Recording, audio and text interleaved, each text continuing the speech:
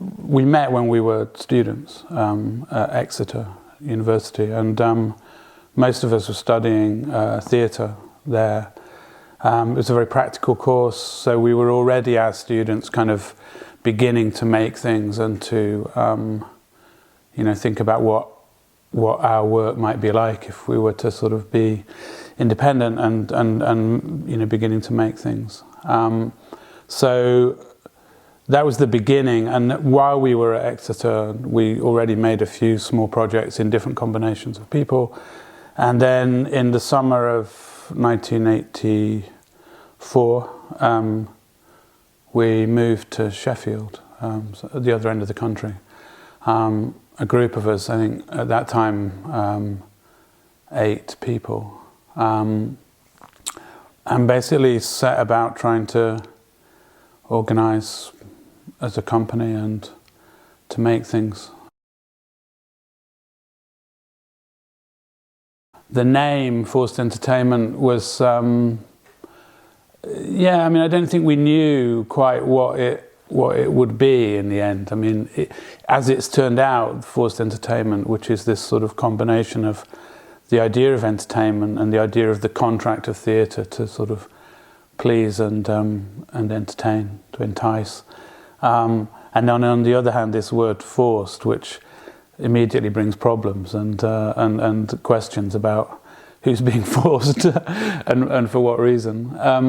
The tension in that's been incredibly interesting and useful, and it's actually been, turned into a kind of manifesto statement for us. Even though at the time, of course, I don't think we really knew that it would be such a dynamic and useful term that would hover over our work for such a very long time. But it has proved to have that sort of manifesto-like kind of quality.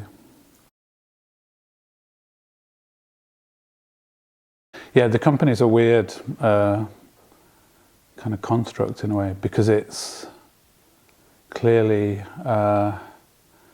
it's now a 32-year-long collaboration between a very tight group of 6 people at the core.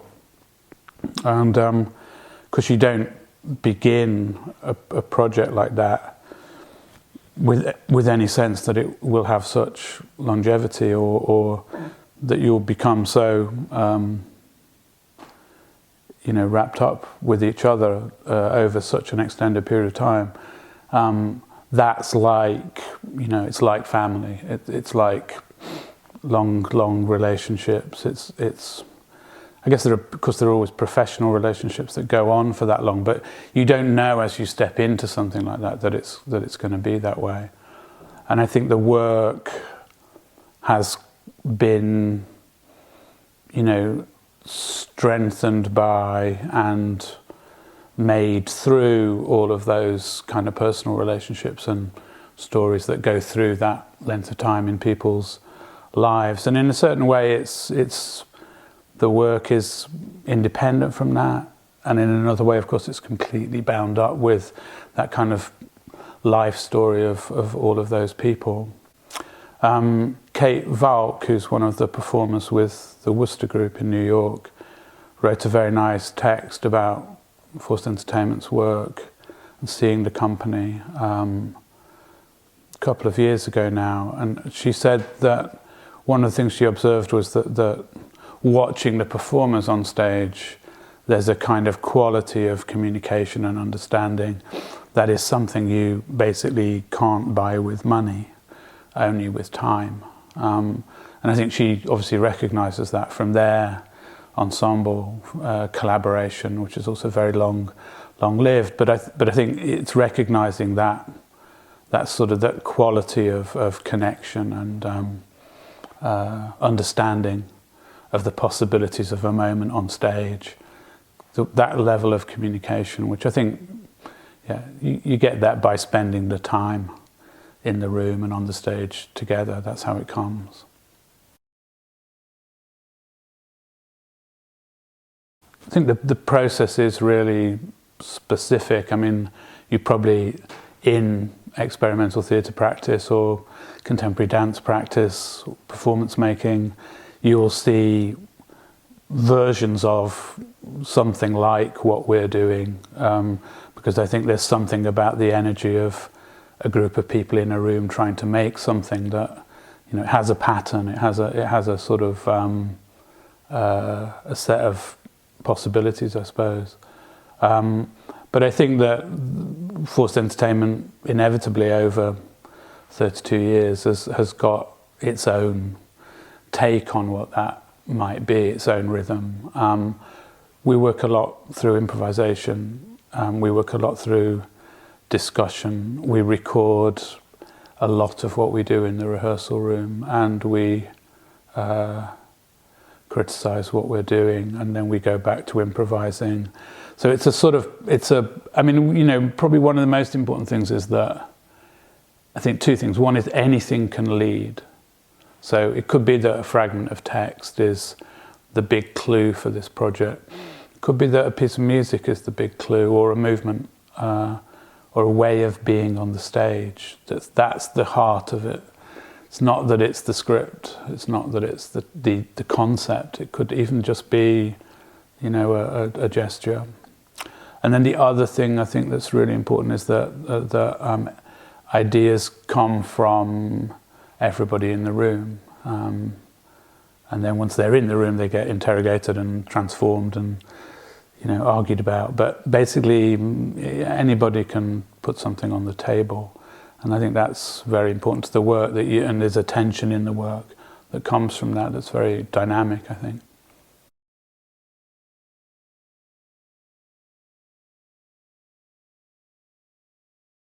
So one of the important things for the company is that I think there's this interest in opening up a space for the audience. I think a lot of the time theatre wants to, either it wants to tell you something, or it's incredibly anxious about how what you're thinking about all the time. And I think we come from a place where actually what we're interested in doing is opening up the space of the theatre to the sort of imaginative intervention and authorship of the audience. So a lot of the time in the pieces you're confronted with things that aren't explained, or combinations of things that don't immediately appear to make sense, or things that are so devastatingly simple and direct that you start to worry that maybe you're missing something. But in a way, all of these things are about trying to open space for the spectator to think about what this is, to do the job of joining the dots, to make something, to make a picture, to make a story, to make ideas, and to sort of in a way become aware of their own agency in watching and in looking and in making meaning. So meaning in this work is not about what you're told, it's about what you find and about the work that you do imaginatively as a spectator. A lot of the time, I think, again, in theatre, the sort of the darkness of the auditorium and the anonymity of sitting there is a good place to hide. The spotlight's not on you. But I think the work that we make often wants to, metaphorically anyway, turn the lights on in the auditorium a bit and make you look not just at the piece, but at yourself, at the role you have in making meaning, also at the people around you, also at the space outside of the theatre. And I think that's something that the work does quite a lot, is that it starts from this very present, very immediate transaction in a room. Some people down one end of the room are doing something, some people at the other end of the room are watching. And then it starts to sort of amplify and unpick that and unravel that to the point where, you know, as a spectator, your mind is bouncing around a lot. And that feeling of the simple becoming complicated, especially to these kind of questions of what's outside of the room and of your own position, I think, again, that's very important in the work.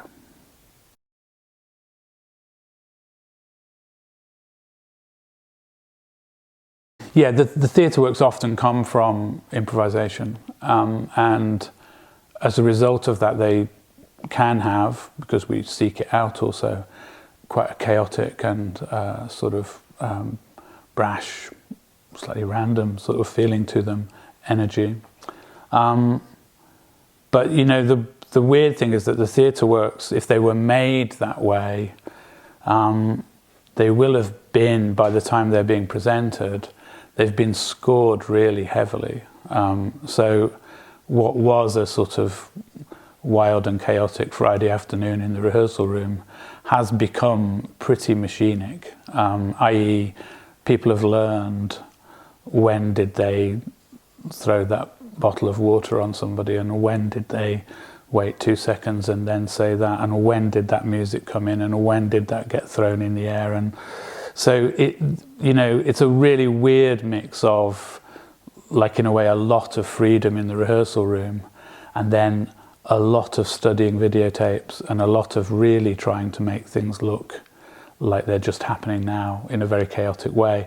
It's often the case that you know, the bits of the theatre shows that look the most chaotic are probably the bits that we've studied on in the most, you know, ballet-like, you know, discipline. It's a terrible irony, but they are the bits that are the most sort of worked.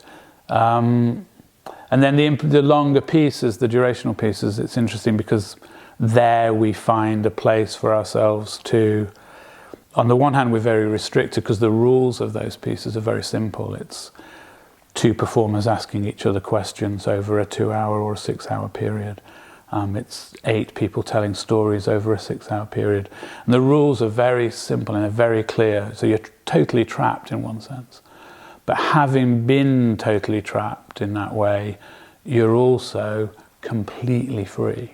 And you can, on any given night of Quizula and on the 1000th night, or any of those long pieces, the improvised ones, the durational ones, you can go any direction you want. As long as you stay within the box that's been drawn, you can do anything. So I think these questions about, you know, freedom and control, they're very important in the work, and they play out differently in different projects.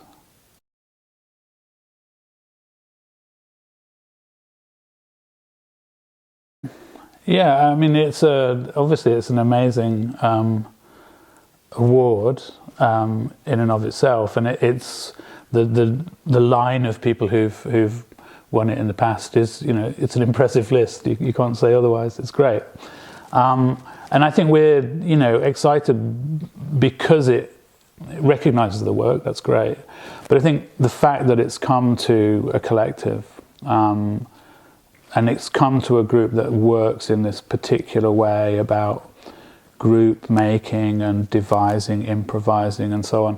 I think that recognises in some ways a whole field of work that's been very important in theatre and performance in the last, I don't know, at least 50 years, which doesn't tend to get recognition because it's much easier to recognise either writers, of course, or auteur directors who've got their own very sort of particular stamp on creative practice.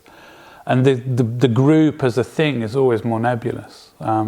People find it hard to deal with. So I think I'd like to think that this award is for the company, of course, and its work, and it's the impact of that work. But I think it also recognises a whole sector of contemporary practice, which is the sector that we've been part of, and that's, to me, very, very important and influential. So I think it's just great that this particular other conception of what theatre might be is being recognised in this way.